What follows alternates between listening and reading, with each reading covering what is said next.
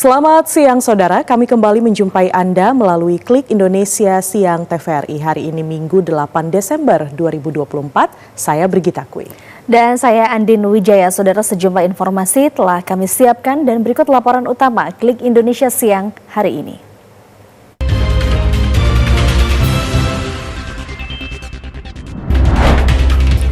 Kementerian Pekerjaan Umum menargetkan penanganan tanggap darurat banjir dan longsor Sukabumi, Jawa Barat akan selesai dalam 2 pekan.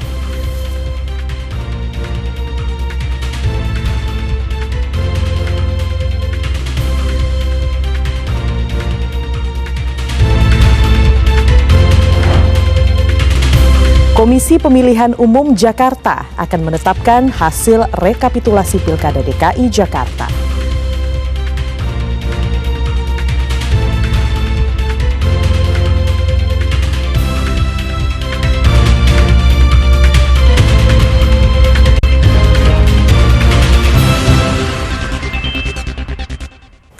Kita awali Klik Indonesia Siang. Saudara, Kementerian Pekerjaan Umum menargetkan penanganan tanggap darurat banjir dan longsor Sukabumi, Jawa Barat akan selesai dalam 2 pekan.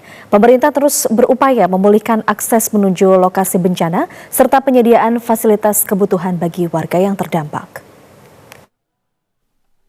Bencana banjir dan tanah longsor di Kabupaten Sukabumi, Jawa Barat beberapa waktu lalu menghancurkan berbagai fasilitas umum dan sosial. Pemerintah segera melakukan rekonstruksi agar akses menuju lokasi tidak terisolir.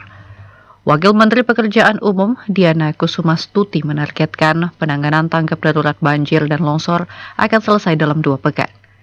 Diana mengatakan, mobilisasi alat telah dilakukan Balai Besar Pelaksanaan Jalan Nasional Jakarta, Jawa Barat, Kementerian PU, dengan menggerakkan 15 alat berat tersebar di titik-titik penanganan banjir dan longsor Sukabumi, yakni wheel loader 1 unit, ekskavator 4 unit, dump truck 3 unit, pick up 1 unit, mini ekskavator 2 unit, backhoe loader 2 unit, dan self loader 2 unit, serta melibatkan sekitar 35 orang tenaga padat karya yang tersebar sepanjang 92 km.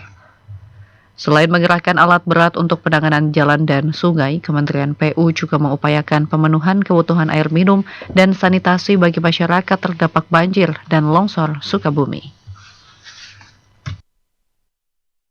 Ya, sementara itu Saudara, Badan Nasional Penanggulangan Bencana memastikan upaya pencarian korban hilang akibat banjir bandang dan longsor yang melanda Kabupaten Sukabumi, Jawa Barat akan dioptimalkan dalam 7 hari ke depan. Kepala Badan Nasional Penanggulangan Bencana (BNPB) Letjen TNI Suharyanto menegaskan pencarian akan dilakukan sampai korban hilang berhasil ditemukan dengan masa krusial adalah 7 hari sejak bencana terjadi. Hal itu disampaikannya usai memimpin rapat koordinasi penanganan dampak bencana hidrometeorologi di Pendopo, Kabupaten Sukabumi, Jawa Barat. Berdasarkan data BNPB, 7 korban hilang yang masih dalam proses pencarian adalah warga Kecamatan Tegal Belut, Pabuaran, Geger Bitung, dan Simpenan.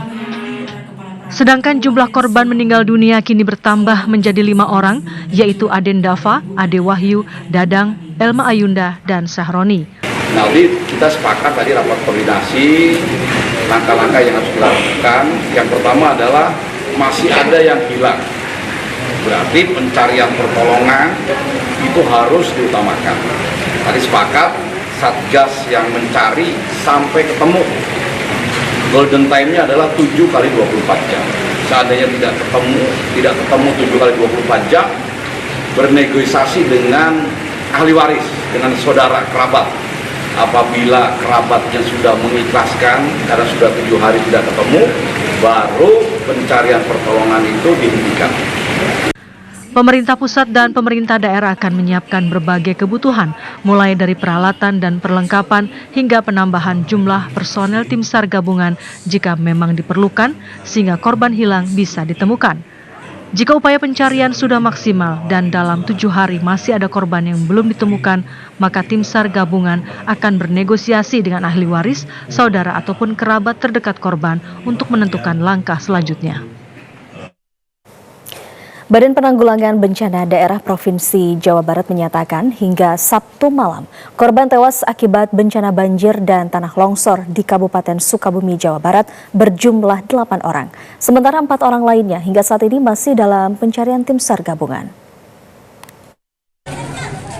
Bencana banjir dan tanah longsor yang menerjang Kabupaten Sukabumi, Jawa Barat mengakibatkan sedikitnya 8 orang tewas dan 4 lainnya dinyatakan hilang. Badan Penanggulangan Bencana Daerah BPBD Provinsi Jawa Barat menyatakan bencana alam banjir, tanah longsor, hingga pergerakan tanah tersebar di 39 kecamatan, 142 desa, dan 1 kelurahan. Bencana tersebut mengakibatkan 3.153 kepala keluarga atau 4.892 warga terdampak, 890 kakak atau 2.859 jiwa lainnya terpaksa mengungsi, dan 1.254 rumah rusak. PLT Kepala BPBD Jawa Barat Anne Heramdiane menyatakan proses pencarian terkendala oleh kondisi medan yang sulit serta potensi longsor susulan. Namun pihaknya terus mengupayakan pencarian korban banjir dan tanah longsor semaksimal mungkin. PLT Kepala BPBD Jawa Barat juga mengungkapkan pihaknya memprioritaskan penanganan bencana di Sukabumi, yakni membuka akses menuju wilayah terisolir agar evakuasi dan distribusi bantuan dapat segera dilakukan. Selain itu, BPBD Jawa Barat melakukan pendataan terhadap para pengungsi yang terdampak. PLT Kepala BPBD Jawa Barat Anne Heramdiane menyatakan, selama masa tanggap darurat bencana, pihaknya mengimbau masyarakat untuk tetap waspada terhadap cuaca, terutama di daerah selatan Jawa Barat yang terancam bencana banjir, longsor, dan cuaca ekstrim. Ya, dan untuk mengetahui situasi terkini di posko pengungsian banjir dan tanah longsor di Tegal Panjang, Sukabumi, Jawa Barat, kita akan bergabung dengan reporter Zolano Kusumo. Selamat siang Zolano, bagaimana situasi terkini di posko pengungsian dan apakah kebutuhan pengungsi ini sudah dipenuhi, Zolano?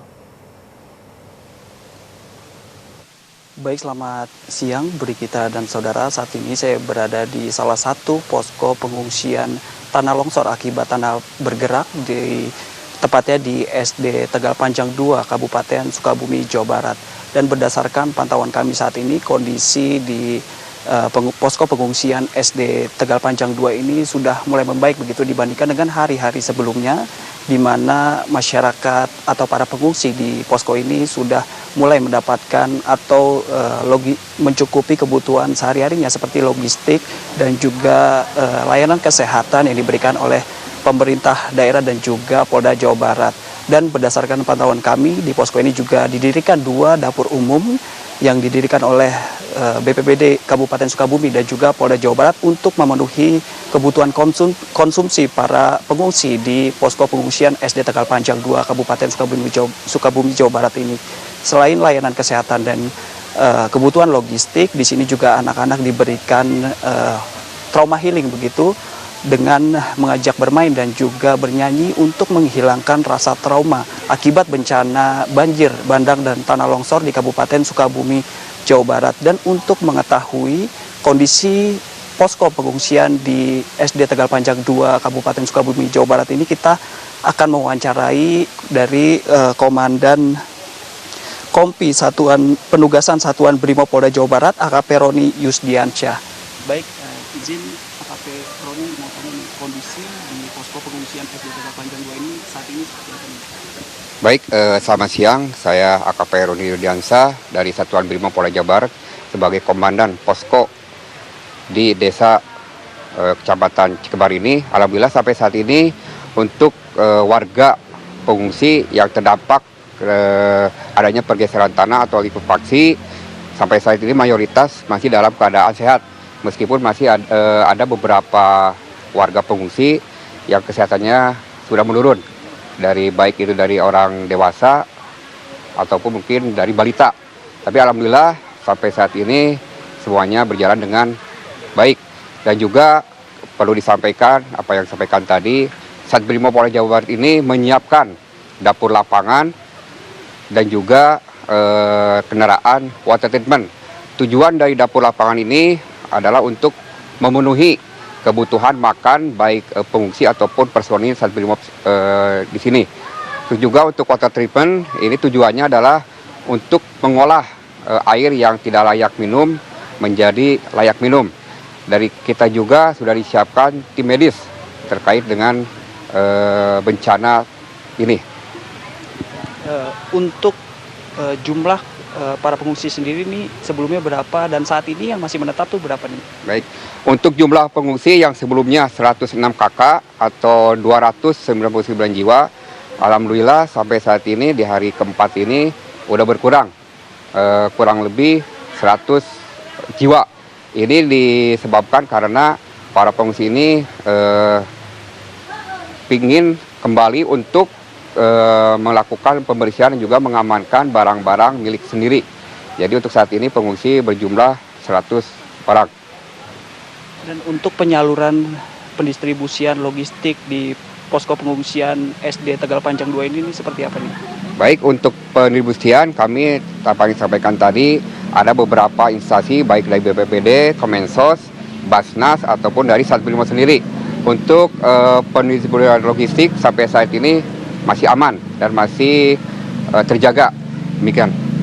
Dan ada nggak sih ini keluhan dari para pengungsi saat menghuni posko pengungsian SD Tegal Panjang 2 ini Pak? Ya paling utama mungkin dari beberapa pengungsi, yang pertama jelas ingin ada kepastian dari pemerintah terkait dengan relokasi. Karena untuk kembali ke rumah, pengungsi ini adalah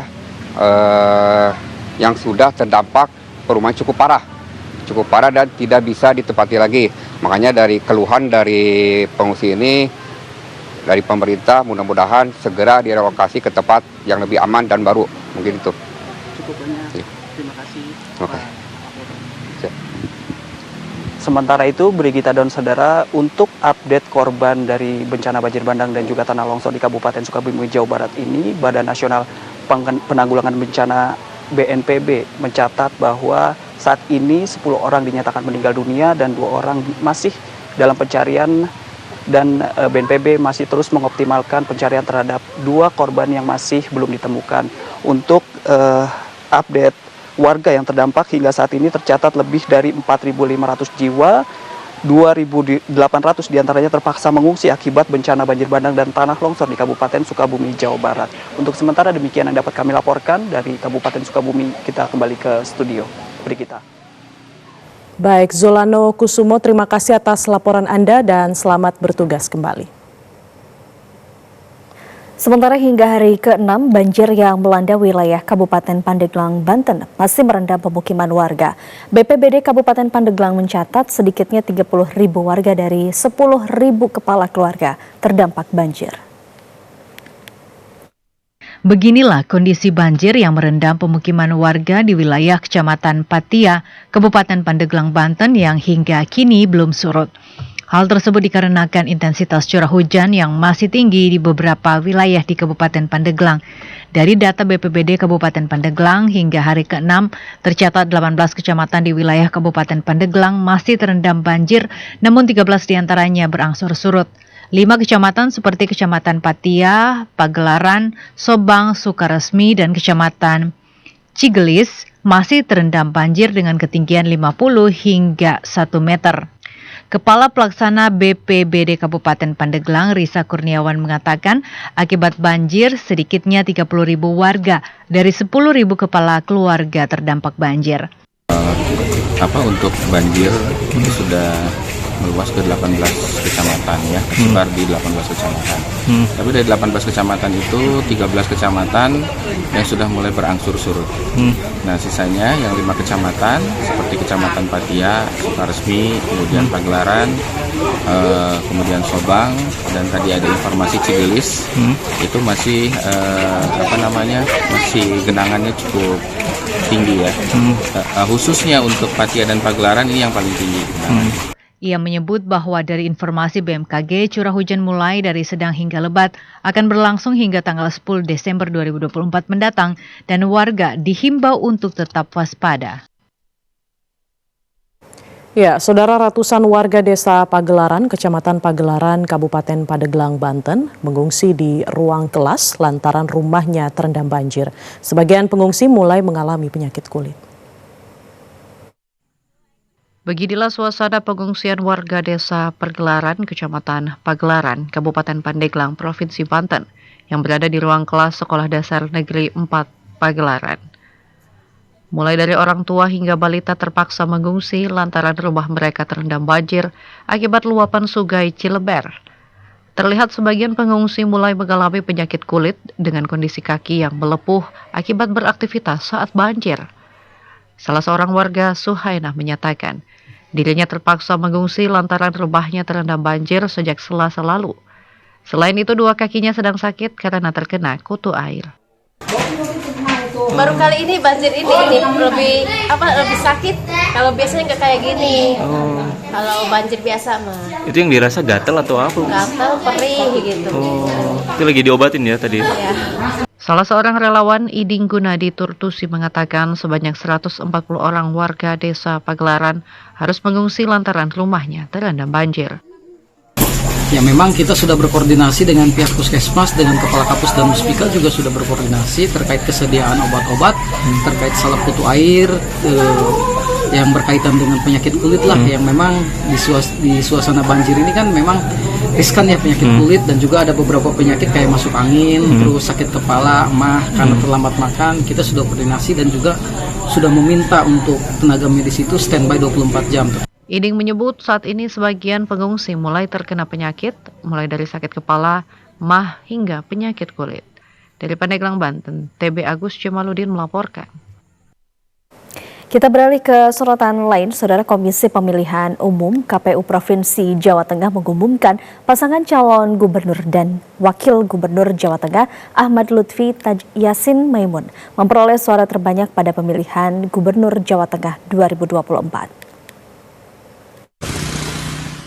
Pada rapat pleno rekapitulasi hasil penghitungan perolehan suara pemilihan gubernur dan wakil gubernur Jawa Tengah yang digelar KPU Jateng, akhirnya menetapkan pasangan calon gubernur dan wakil gubernur Jawa Tengah, Ahmad Lutfi Taj Yasin Maimun, meraih suara terbanyak di pemilihan gubernur Jateng 2024. Dalam penetapan rapat pleno hasil Pilgub Jawa Tengah 2024, di Semarang, Ketua KPU Jateng Handi Tri Ujiono mengatakan dari total sebanyak 19,2 juta suara yang sah, pasangan calon nomor urut 2 meraih 11,3 juta suara, untuk pasangan nomor urut 1 Andika Perkasa Hendrar Prihadi meraih 7,8 juta suara, sementara jumlah suara tidak sah sebanyak 1,5 juta suara. Hasil rekapitulasi suara kemudian dituangkan dalam surat keputusan KPU Jawa Tengah yang selanjutnya diserahkan kepada kedua saksi pasangan calon dan Bawaslu Jawa Tengah. Setelah dipastikan tidak ada sengketa, penetapan akan dilakukan setelah diterimanya surat dari Mahkamah Konstitusi yang disampaikan melalui KPU RI. Kami telah menetapkan hasil rekapitulasi dengan perolehan suara untuk pemilihan gubernur dan wakil gubernur Jawa Tengah tahun 2024. Seperti yang kita ikuti tadi, bahwa kemudian suara terbanyak diperoleh oleh pasangan calon nomor urut 2, sehingga ini menjadi bagian yang kemudian kami tuangkan di dalam keputusan, dan selanjutnya kita akan tetap mengikuti proses selanjutnya dalam hal memang keputusan ini apakah kemudian menjadi objek yang nanti diajukan ke perselisihan hasil pemilihan di Mahkamah. Di Pilgub Jawa Tengah 2024 diikuti dua pasangan calon, yakni pasangan nomor urut 1 Andika Perkasa Hendrar Prihadi dan pasangan nomor urut 2 Ahmad Lutfi Taj Yasin Maimun. Dan jumlah penduduk di Jawa Tengah yang menggunakan hak pilih dalam pemungutan suara 27 November 2024 lalu sebanyak 20.788.777 orang. Andri Maulana, TVRI, Jawa Tengah. Ya, Saudara, Komisi Pemilihan Umum Provinsi Banten telah merampungkan rekapitulasi perolehan suara untuk pemilihan gubernur dan wakil gubernur Provinsi Banten. Hasilnya pasangan nomor urut 2 Andra Soni dan Dimyati Natakusuma unggul dengan perolehan 55,88%. Rangkaian Pilkada serentak tahun 2024 telah memasuki babak akhir, di mana KPU telah melaksanakan rapat pleno rekapitulasi perolehan suara untuk pemilihan gubernur dan wakil gubernur Banten. Berdasarkan pembacaan rekapitulasi dari 8 kabupaten dan kota di Provinsi Banten, pasangan nomor urut 2 yakni Andra Soni dan Dimyati Natakusima memperoleh 3.102.501 suara atau 55,88%. Sementara pasangan nomor urut 1 Aileen Rahmi Diani dan Ade Sumardi mendapatkan 2.449.183 suara atau 44,12%.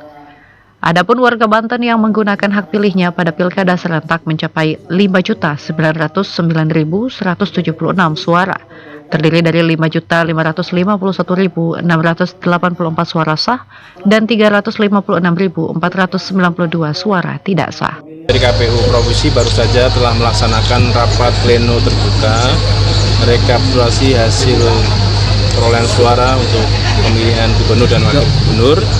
Alhamdulillah prosesnya bisa berjalan lancar dan kami juga telah menetapkan perolehan dari pemilihan gubernur tersebut. Suara sah 5.551.684, tidak sah 356.492, suara sah dan tidak sah jumlahnya 5.909.176.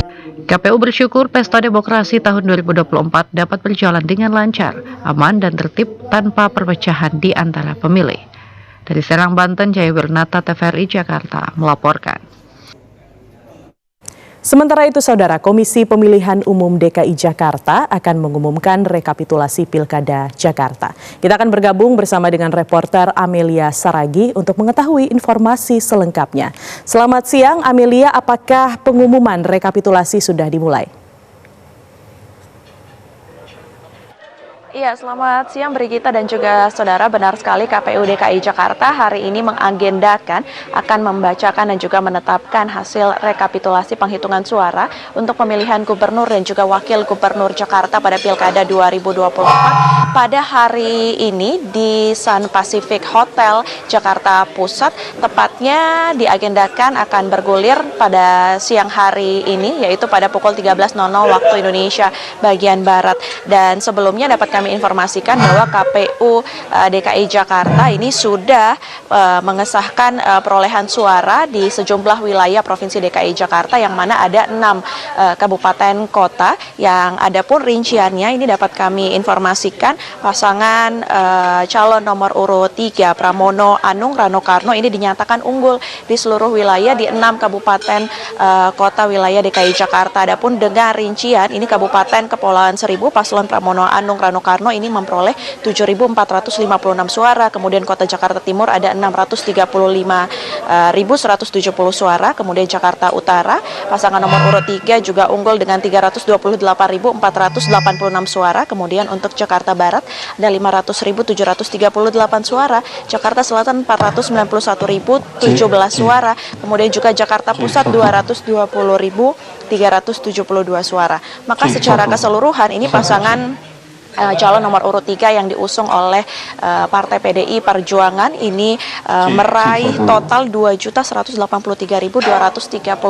suara atau sekitar 50,07%. Sementara pasangan nomor urut 1 Ridwan Kamil Suswono ini berada di posisi kedua dengan raihan 39,4%. Kemudian di posisi ketiga ada pasangan Dharma Pongrekun Kunwardana dengan perolehan 10,53%. Dan usai rapat kemarin, memang hari ini KPU DKI Jakarta akan melakukan rapat pleno terbuka begitu untuk penetapan hasil rekapitulasi, juga sekaligus membacakan keputusan dari KPU Jakarta tentang penetapan hasil pemilihan Pilkada Jakarta tahun 2024, di mana hasil ini pun nantinya dapat menjadi bahan begitu ataupun objek sengketa pada perselisihan hasil Pilkada Jakarta 2024 ataupun hasil pemilihan umum atau PHPU yang akan diajukan oleh pasangan calon yang merasa ingin mengajukan begitu untuk ke Mahkamah Konstitusi. Adapun jangka waktunya sendiri adalah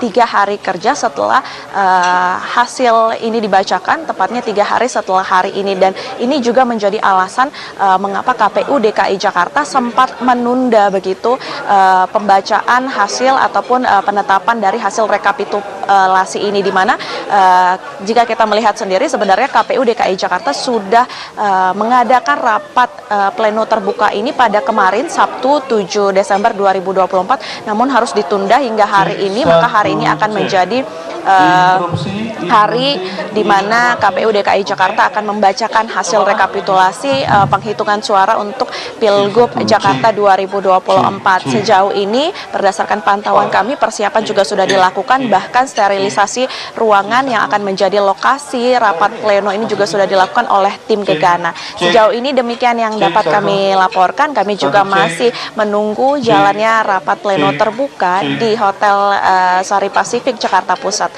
Demikian Brigita, kembali ke studio. Baik, pengumuman hasil rekapitulasi akan dimulai kira-kira pada pukul 13 waktu Indonesia Barat. Amelia Saragi, terima kasih atas laporan Anda. Selamat bertugas kembali. Sementara itu, Saudara, Komisi Pemberantasan Korupsi melakukan penggeledahan dan menyita sejumlah dokumen dari 13 lokasi yang berbeda di Bengkulu sejak tanggal 4 hingga 6 Desember 2024. Penggeledahan tersebut terkait dengan kasus dugaan tindak pidana korupsi di lingkungan pemerintah Provinsi Bengkulu. Juru bicara KPK Tessa Mahardika menjelaskan sejak Rabu hingga Jumat kemarin KPK melakukan serangkaian tindakan penyidikan terkait dugaan tindak pidana korupsi berupa pemerasan dan penerimaan gratifikasi yang menjerat 3 tersangka pejabat dari pemerintah Provinsi Bengkulu. KPK menggeledah 7 rumah pribadi dan 1 rumah dinas serta 5 kantor di lingkungan Pemprov Bengkulu. Penggeledahan dilakukan untuk mencari alat bukti lain yang dapat memperkuat alat bukti yang dimiliki oleh penyidik, serta memastikan ada tidaknya tindak pidana korupsi lain yang dilakukan oleh para tersangka. Dalam penggeledahan tersebut, KPK menyita sejumlah dokumen, surat, dan catatan-catatan tangan serta barang bukti elektronik yang diduga memiliki keterkaitan dengan kasus yang menyeret 3 tersangka. Pada tanggal 4 sampai dengan 6 Desember 2024, Komisi Pemberantasan Korupsi melakukan serangkaian tindakan penyidikan berupa penggeledahan pada 7 rumah pribadi, 1 rumah dinas, dan 5 kantor di lingkungan Pemprov Bengkulu. Penggeledahan tersebut merupakan bagian dari rangkaian lanjutan kegiatan penyidikan atas penangkapan yang dilakukan oleh KPK pada tanggal 23 dan 24 November tahun 2024. Penggeledahan yang dilakukan bertujuan untuk mencari alat bukti lain yang dapat memperkuat alat bukti yang telah dimiliki oleh penyidik, serta memastikan ada tidaknya tindak pidana korupsi lain yang dilakukan oleh para tersangka. KPK mengimbau kepada pejabat-pejabat di lingkungan Pemprov Bengkulu untuk bersikap kooperatif serta menyampaikan keterangan dengan sebenar-benarnya. Untuk pihak-pihak yang tidak bersikap kooperatif, KPK akan mengambil segala tindakan yang patut dan terukur sesuai dengan undang-undang. Abdi Wijaya Pranata, TVRI Bengkulu melaporkan. Ya, Saudara, seorang teller Perumda BPR diduga gelapkan dana nasabah hingga mencapai 1,4 miliar rupiah. Kejari Majalengka menahan terduga selama 20 hari ke depan di Lapas Kelas 2B Majalengka. Kejaksaan Negeri Majalengka menahan terduga penggelapan di Perumda Bank Perkreditan Rakyat BPR Majalengka cabang Bantarujeng. Inisial NR merupakan teller di BPR Bantarujeng, diduga telah menggelapkan dana nasabah sebesar 1,430 miliar rupiah. Sedikitnya ada 116 nasabah dirugikan dalam kasus dugaan korupsi tersebut. Sejak 2020 hingga 2024, NR melakukan pencatatan transaksi fiktif sehingga Perumda BPR mengalami kerugian dengan menggunakan dana berupa aktiva dan RRA yang merupakan dana aset BPR sebagai pengganti uang nasabah. Atas kasus ini, Kejaksaan telah memeriksa 26 orang saksi dan 3 orang ahli. Dari hasil pemeriksaan mendapatkan 18 dokumen pendukung untuk dijadikan barang bukti. Tim penyidik Kejaksaan Negeri Majalengka telah memeriksa 1 orang tersangka serta langsung melakukan penahanan terhadap tersangka tersebut berdasarkan surat perintah penahanan nomor print /M.2.24/FD/12/2024 tanggal 4 Desember 2024.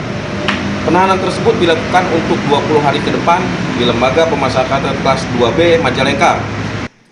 Tim penyidik Kejaksaan Negeri Majalengka memeriksa 3 orang ahli yang terdiri dari ahli keuangan negara, ahli auditor dari Kejaksaan Tinggi Jawa Barat, dan ahli perbankan dari Otoritas Jasa Keuangan. Edward Ruspendi, TVRI Jawa Barat melaporkan. Sejumlah informasi penting lainnya akan kami hadirkan usai jeda berikut ini. Tetaplah bersama kami.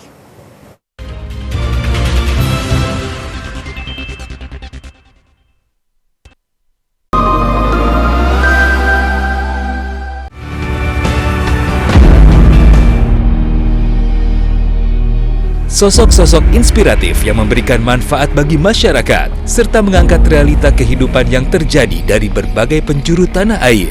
Kalian melihat hijau di mana-mana, krisis air itu nyata. Hal yang berkaitan dengan upaya reforestasi selalu kita gambarkan di mana-mana. Inspirasi Indonesia, setiap hari pukul 14.30 waktu Indonesia Barat.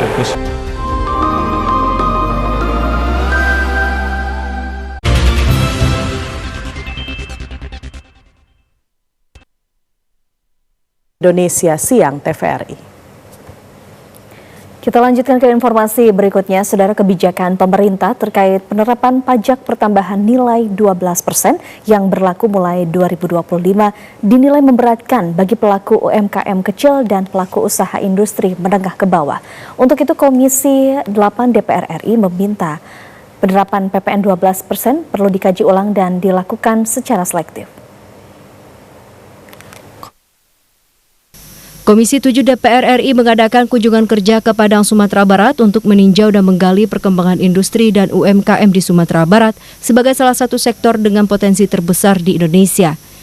Kunjungan Komisi 7 DPR RI dilanjutkan ke salah satu UMKM batik Sumatera Barat, yakni UMKM Batik Tanah Liek Hajah Wirda Hanim yang terletak di Sawahan, Kota Padang. Kunjungan ini bertujuan untuk menggali lebih dalam peran pemerintah daerah dalam mendukung pengembangan batik khas Minang, serta upaya yang dilakukan untuk memajukan UMKM di Kota Padang, Sumatera Barat. Meski UMKM batik ini sudah terbilang cukup berkembang, namun masih perlu perhatian pemerintah daerah untuk mewadahi penambahan modal dengan peminjaman tanpa bunga dan memfasilitasi sarana publikasi produk ke luar daerah. Anggota Komisi 7 DPR RI Nilayani Hardianti mengatakan dirinya sangat senang saat berkunjung ke UMKM Batik Tanah Liek, karena Batik Tanah Liek juga pionir ciri khas batik di Sumatera Barat. Untuk itu perlu memperluas sasaran produk ke kalangan anak muda dan merambah dunia digital dalam melakukan pemasaran produk Batik Tanah Liek ini. Saudara, kita akan menuju ke Sumatera Selatan untuk mengetahui informasi terkini terkait kunjungan kerja Komisi 7 DPR RI ke Kampung Kreatif. Informasi selengkapnya akan disampaikan oleh reporter Shelly Aulia Ramadayanti. Shelly. Baik, terima kasih Brigita dan saudara. Dari Sumatera Selatan kami melaporkan terkait Komisi 7 DPR RI telah melakukan kunjungan ke Kampung Pangan Inovatif di Kelurahan Pelaju Ulu, Palembang. Rombongan Komisi 7 DPR RI ini telah sampai tadi pagi di Bandara Sultan Mahmud Badarudin II, Kota Palembang. Dan pagi tadi sudah dilaksanakan kunjungan pertama, yaitu peninjauan desa wisata di Kelurahan Pelaju Ulu, Kota Palembang atau Desa Wisata Kampung Pangan Inovatif. Dikatakan oleh anggota DPR RI Hajah Husnunia Halim PhD bahwa kunjungan ini ialah untuk melihat dan menyerap aspirasi rakyat khususnya di sektor pariwisata dan juga perindustrian. Selain itu diharapkan melalui kreativitas masyarakat ini hendaknya selain memberi nilai tambah juga hendaknya menambah untuk nilai cipta. Berikut petikan wawancara kami bersama dengan anggota DPR RI Ibu Hajah Husnunia Halim PhD. Ini agak satu sama lain di titik ini saling berkaitan. Jadi kita tengok, kita sampaikan kepada teman-teman di daerah apa yang menjadi spesifik aspirasi teman-teman pariwisata kelurahan gitu. Tapi kita diajak juga di titik yang isu pariwisata diusung, tapi nyerempet juga dengan isu perindustrian. Ini adalah pusat industri pangan di Palembang yang digarap oleh masyarakat. Jadi berwisata, melihat proses kebutuhan pangan dibuat di sini. Dan saudara, kunjungan Komisi 7 DPR RI ini dilaksanakan 2 hari di Kota Palembang. Dijadwalkan nanti sore juga rombongan akan melakukan peninjauan Palembang Creative Hub, dan pada esok harinya akan dilaksanakan pula peninjauan ke Politeknik Pariwisata Palembang. Masyarakat berharap melalui kunjungan kerja reses Komisi 7 DPR RI ini dapat menjadi langkah awal untuk kemajuan sektor pariwisata dan perindustrian khususnya di Kota Palembang. Demikian dari Sumatera Selatan, kami kembalikan ke studio Jakarta. Baik, laporan langsung dari Palembang, Sumatera Selatan. Shelly, terima kasih. Selamat bertugas kembali. Dan saudara, sejumlah informasi mengenai kabar dari Ibu Kota Nusantara akan kami sajikan dalam segmen Nusantara Menyapa berikut ini.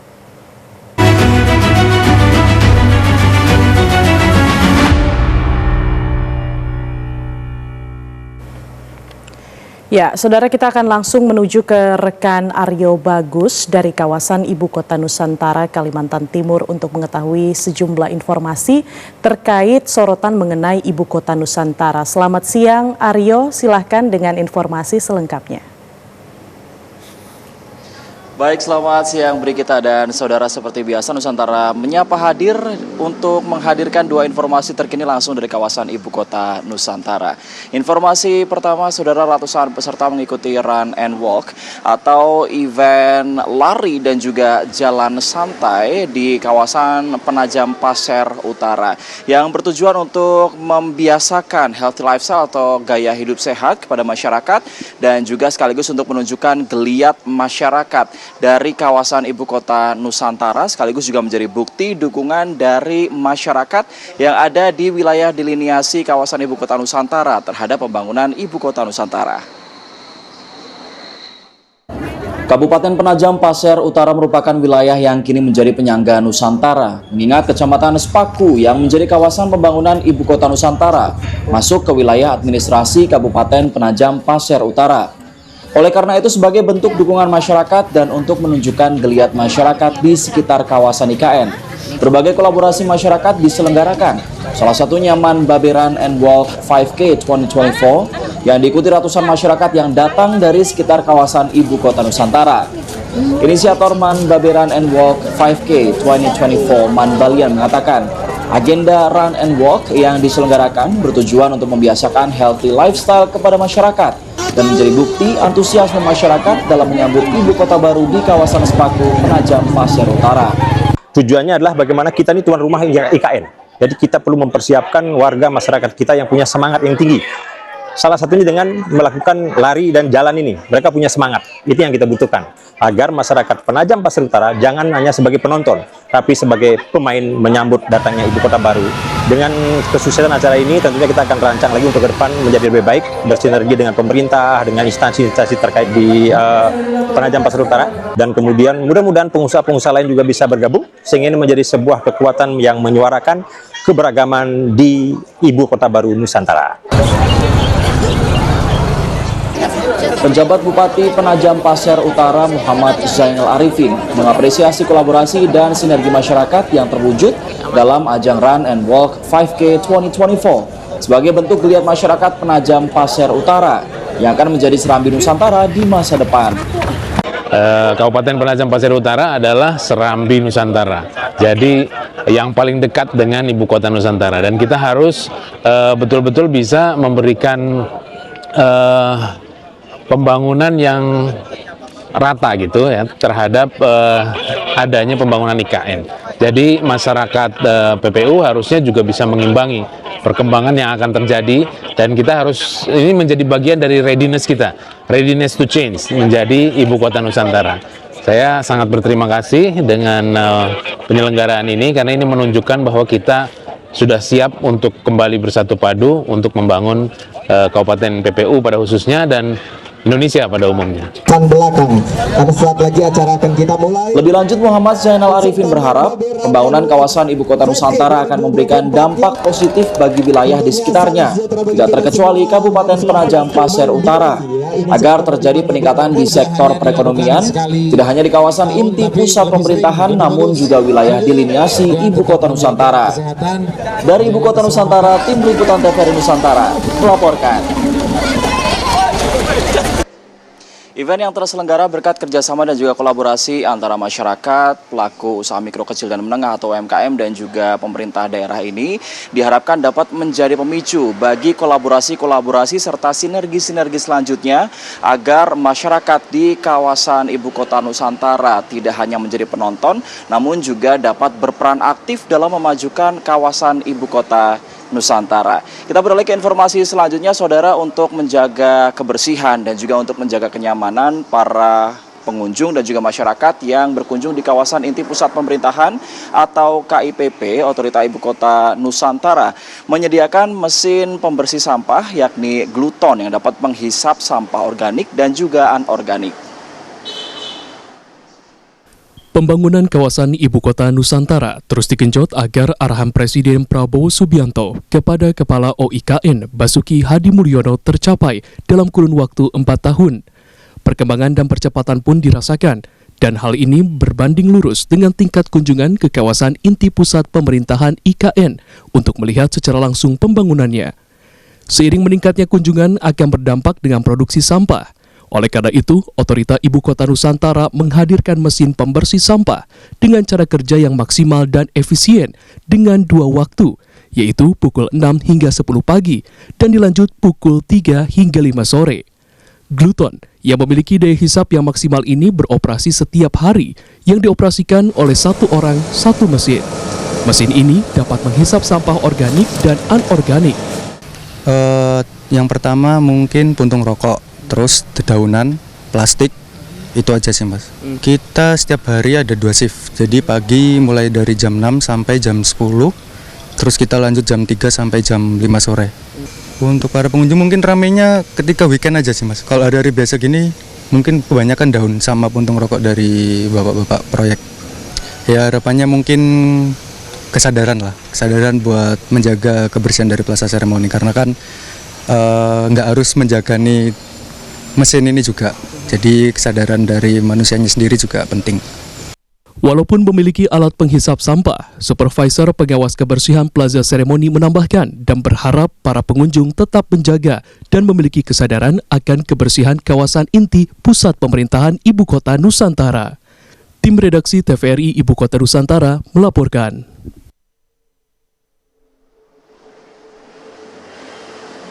Dan saudara, seiring meningkatnya angka kunjungan masyarakat di kawasan inti pusat pemerintahan, kawasan Ibu Kota Nusantara, Otorita Ibu Kota Nusantara bertekad untuk memaksimalkan penggunaan dan juga memaksimalkan adanya mesin pembersih sampah yakni Gluton ini.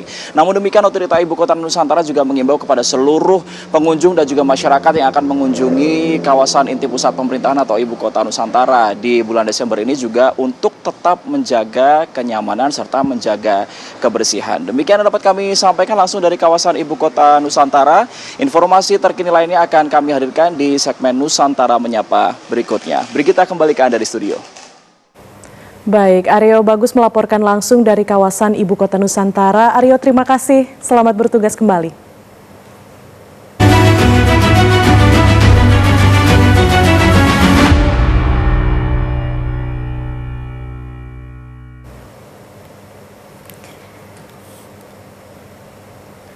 Ya, saudara, sejumlah informasi lainnya tentunya akan kami hadirkan usai jeda berikut ini. Tetaplah bersama kami.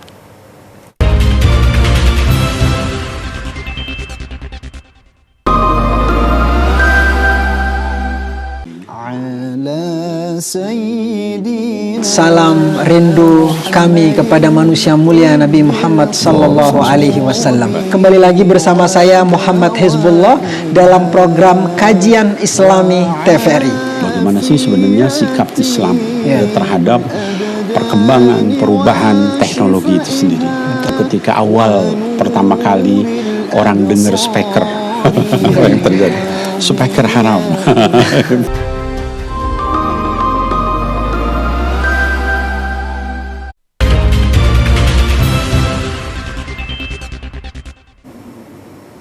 Selamat siang saudara, terima kasih Anda masih menyaksikan Klik Indonesia Siang TVRI. Kita ke informasi selanjutnya. Saudara, jelang perayaan Natal 2024, Bandara Soekarno-Hatta Tangerang, Banten melalui Angkasa Pura Indonesia menyediakan tempat bermain anak selama menunggu jadwal penerbangan. Diharapkan dengan adanya fasilitas tersebut, pengguna jasa penerbangan di Bandara Suta dapat meningkat. Di area depan. Dalam meningkatkan pelayanan kepada pengguna jasa moda transportasi udara, Angkasa Pura Indonesia bekerjasama dengan pihak swasta merubah dekorasi khusus di area Terminal 3 Bandara Soekarno-Hatta Tangerang, Banten dengan pernak-pernik Natal dan kehadiran Santa Claus hingga pohon cemara raksasa menjelang Natal tahun 2024.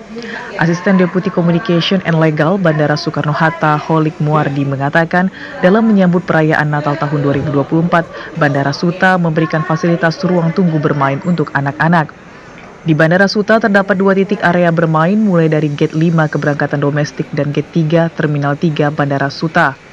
Kerjasama antara Bandara Soekarno-Hatta Angkasa Pura Indonesia dengan Toys Kingdom, dan memang kali ini tidak hanya di Bandara Soekarno-Hatta, di bandara-bandara lain pun diselenggarakan. Nah, khusus di Bandara Soekarno-Hatta ini memang antusias dari penumpang sangat bagus. Kalau kita lihat dari event sebelumnya, itu memberikan inspirasi juga ke kami bahwa memang selain penumpang itu mau berangkat, tentu harus ada pengalaman yang menyenangkan nih, terutama untuk anak-anak. Diharapkan dengan adanya event tersebut, pengguna jasa penerbangan di Bandara Suta dapat meningkat dan fasilitas ruang tunggu bermain anak dapat bermanfaat saat menunggu jadwal penerbangan. Selain di Bandara Suta, terdapat 2 bandara lainnya seperti Bandara Sultan Hasanuddin Makassar, Sulawesi Selatan dan Bandara Sultan Haji Muhammad Sulaiman Sepinggan, Balikpapan, Kalimantan Timur yang menyediakan ruang tunggu bermain anak selama tanggal 4 Desember hingga tanggal 15 Februari 2025. Dari Kota Tangerang, Raymond Haryono melaporkan. Ya, boleh sambil ngobrol. Masih dalam sorotan yang sama, Saudara, PT Kereta Api Indonesia Daop 1 Jakarta menyiapkan 1.363 perjalanan kereta api selama masa angkutan Natal 2024 dan Tahun Baru 2025. Hal ini dilakukan untuk mengantisipasi terjadinya lonjakan penumpang. PT KAI Daop 1 Jakarta menyiapkan sebanyak 1.363 jadwal perjalanan kereta api pada periode Natal dan Tahun Baru 2024-2025 dengan rincian 76 perjalanan per hari. Selain itu, PT KAI Daop 1 Jakarta juga menyiapkan kereta tambahan sebanyak 17 KA jarak jauh untuk mengantisipasi terjadinya lonjakan penumpang selama momen Nataru. Sebelumnya, PT Kereta Api Indonesia Daop 1 Jakarta telah menetapkan masa angkutan Nataru 2024-2025 yang berlangsung selama 18 hari, terhitung mulai tanggal 19 Desember hingga 5 Januari 2025 mendatang. Dari data penjualan terakhir, jumlah tiket kereta api jarak jauh yang telah terjual mencapai 212.000 tiket untuk keberangkatan dari Stasiun Gambir dan Stasiun Pasar Senen, Jakarta. Kita beralih ke informasi berikutnya. Saudara, akibat badai yang terjadi beberapa hari belakangan ini, nelayan di Kabupaten Kaur, Bengkulu tidak bisa melaut. Terhitung sudah 1 minggu nelayan tidak bisa beraktivitas seperti biasanya, sementara untuk stok ikan laut di pasaran didatangkan dari luar, sehingga mengakibatkan harganya naik. Beberapa hari belakangan ini, warga Kabupaten Kaur dilanda cuaca ekstrim dengan intensitas hujan lebat disertai angin kencang atau badai. Ini membuat ratusan perahu nelayan harus terparkir di daratan. Sementara untuk aktivitas di tempat pelelangan ikan atau TPI lumpuh total. Tampak juga kondisi gelombang di sekitar TPI yang berada di Desa Sekunyit, Kecamatan Kaur Selatan cukup tinggi. Dengan kondisi arus yang cukup deras, kondisi laut seperti ini cukup membahayakan para nelayan yang nekat melaut. Salah satu nelayan TPI Sekunyit Nisi yang tinggal tidak jauh dari TPI mengatakan, badai disertai angin kencang ini sudah terjadi sejak 1 minggu yang lalu. Dengan kondisi seperti ini, para nelayan tidak berani untuk melaut. Nelayan sekunyit berharap badai cepat berakhir agar para nelayan bisa kembali melaut seperti biasanya. Apabila dalam beberapa hari ke depan cuaca ekstrim masih terjadi, maka bisa dipastikan para nelayan yang menggantungkan hidupnya di laut bisa terganggu perekonomiannya. Cuaca lagi jelek. Oh, cuaca jelek, Bu, ya? Iya. Sudah berapa lama, Ibu, cuaca jelek ini, Bu? Udah mau seminggu. Jadi, selama seminggu ini sama sekali nggak ada yang laut? Nggak ada. Jadi untuk sehari-hari, Bu, seperti apa, Bu? Sehari-hari ya cari di sini lah, di darat nih. Oh, kencang, Bu, anginnya? Kencang anginnya.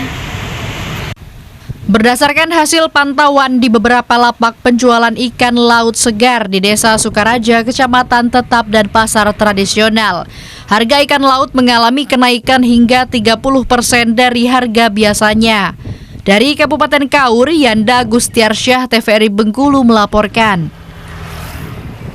Kita beralih ke sorotan lainnya. Saudara, perwakilan FIFA dan PSSI melakukan kunjungan sekaligus meninjau progres pembangunan Stadion Surajaya, Lamongan, Jawa Timur. Dalam kunjungannya, pihak FIFA juga memberikan apresiasi terhadap desain dan perencanaan stadion tersebut. Safety and Security Consultant FIFA, Benjamin Van Brink, bersama perwakilan pengurus PSSI melakukan kunjungan sekaligus pengecekan progres pembangunan Stadion Surajaya, Lamongan pada Sabtu pagi. Dalam kunjungan ini, Benjamin Van Brink memastikan semua rekomendasi teknis dan persyaratan stadion telah dipenuhi dengan baik. Rekomendasi tersebut meliputi akses penonton, keamanan, serta kenyamanan penonton. Safety and Security PSSI Adi Nugroho mengatakan, dari hasil pengecekan awal menunjukkan jika kapasitas penonton di Stadion Surajaya sudah memadai dan sesuai standar yang ditentukan dengan lebar tangga dan railing. Meski begitu, pihaknya memberi beberapa catatan penting yang perlu diperhatikan, seperti lokasi titik dan venue operation center dan ruang monitoring CCTV yang disarankan untuk dipindahkan ke lokasi yang lebih strategis. Adi menyebut pihak FIFA juga memberikan apresiasi terhadap desain dan perencanaan stadion, meskipun masih ada beberapa perbaikan yang perlu dilakukan sebelum Stadion Surajaya dapat digunakan secara resmi. Bahwa secara perhitungan kapasitas aman, ya, penonton itu sudah sesuai, lebar tangga juga sesuai, lebar tinggi railing juga sesuai. Yang masih menjadi catatan adalah mengenai titik VOC ataupun ruangan monitoring CCTV yang masih di bawah, kami menyarankan ada di atas.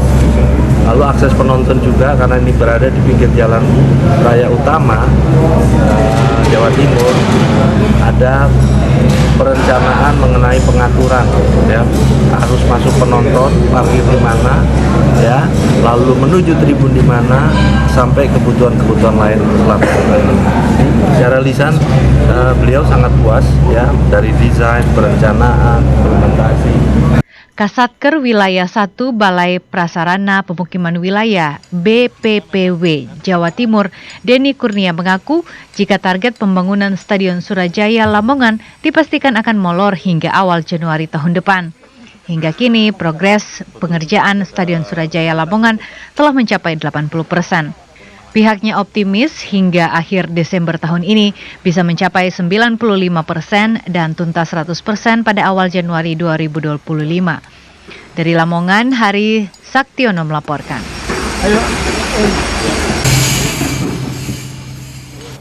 Beralih ke informasi berikutnya, saudara, berbagai karya, produk, dan seni budaya disabilitas ditampilkan dalam rangka memperingati Hari Disabilitas Internasional di Kapanewon Pakem, Kabupaten Sleman. Kegiatan ini merupakan upaya untuk menciptakan kesamaan hak dan kesempatan bagi penyandang disabilitas. Bertempat di Omah Pakem, Dusun Paduan, Kalurahan Pakem Binangun, Kapanewon Pakem, Kabupaten Sleman, perwakilan disabilitas dari 14 sekolah luar biasa SLB Sedaerah Istimewa Yogyakarta tampil penuh percaya diri di hadapan kalangan masyarakat, diantaranya para seniman, komunitas disabilitas termasuk Wakil Ketua Dewan Perwakilan Daerah DPD Gusti Kanjeng Ratu GKR Mas. Kegiatan dengan tema yang diangkat batik dan transisi disabilitas dari dunia pendidikan ke dunia kerja, industri maupun wirausaha ini merupakan rangkaian awal dalam menjalankan program Rumah Vokasi Disabilitas Hanenda. Selain pameran lukisan, baca puisi, menyanyi, tari-tarian, maupun fashion show batik yang berkolaborasi dengan Miss Batik, penyelenggara juga menampilkan screening film pendek atau menonton film berdurasi 15 menit secara khusus menceritakan tentang rasa pertemanan antara sesama disabilitas. Film yang diperankan oleh 25 orang penyandang disabilitas dengan mengambil lokasi syuting di Kabupaten Bantul ini memiliki pesan khusus dan harapan tidak ada bullying atau mencela, dan mereka ingin menunjukkan jika anak-anak disabilitas mempunyai potensi dan ketika mereka dikasih kesempatan, mereka bisa melakukannya.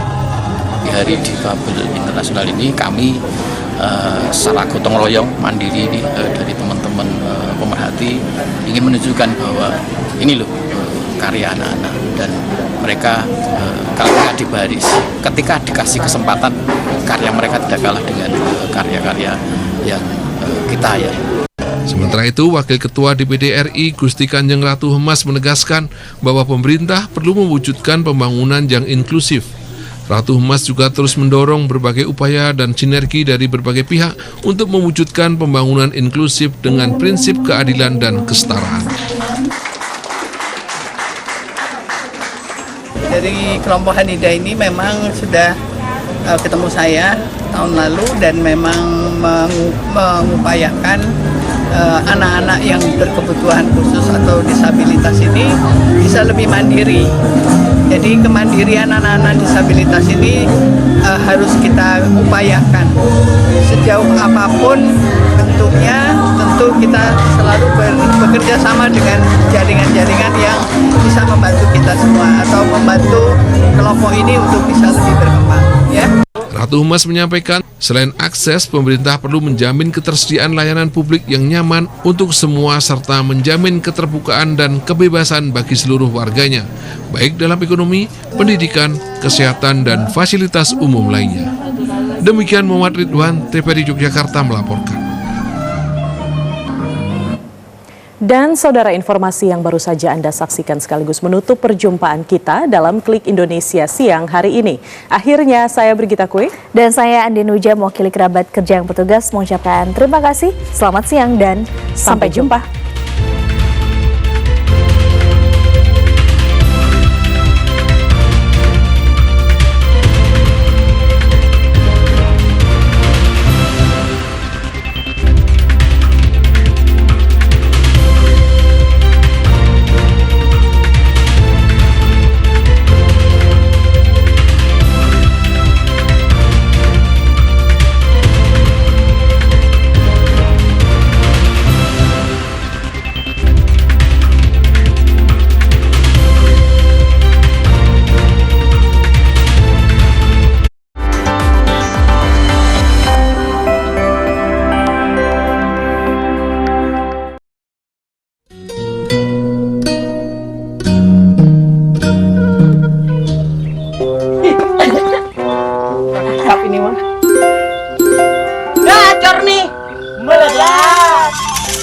Ada apa sih bang?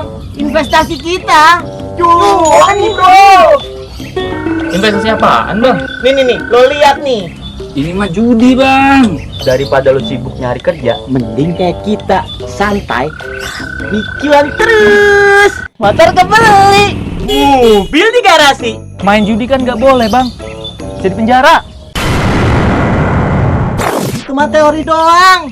Mendingan ikut kita. Hai anak muda, jangan berjudi karena itu haram. Sekarang mah untung, besok-besok malah buntung. Mobil gue ditarik listrik. Motor gue juga nih bang. Nah kan, Gawat nih bang. Udah yuk ah. Bang. Jang. Mang Usep, kirain siapa? Jangan coba berjudi. Jangan ya dek ya. Yang instan itu memang menggiurkan, tapi yang penuh perjuangan, berkah kehidupan. Mantap Mang Usep.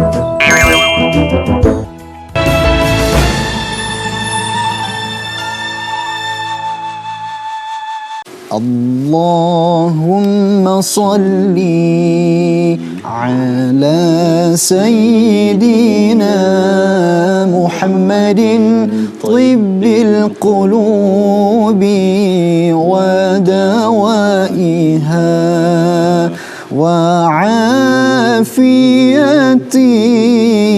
abdani wa shifaiha ونور الأبصار وضيائها وعلى آله وصحبه وسلم. Allahumma salli ala Sayyidina Muhammad. Salam rindu kami kepada manusia mulia Nabi Muhammad sallallahu alaihi wasallam. Assalamualaikum warahmatullahi wabarakatuh. Alhamdulillah wassalatu wassalamu ala Rasulillah Sayyidina Muhammad ibn Abdillah wa ala alihi wa sahbihi wa man wala. Alhamdulillah, puja dan puji syukur marilah kita sampaikan kepada Allah Subhanahu wa taala atas nikmat yang begitu banyak diberikan kepada kita. Salawat dan salam juga semoga selalu tercurahkan kepada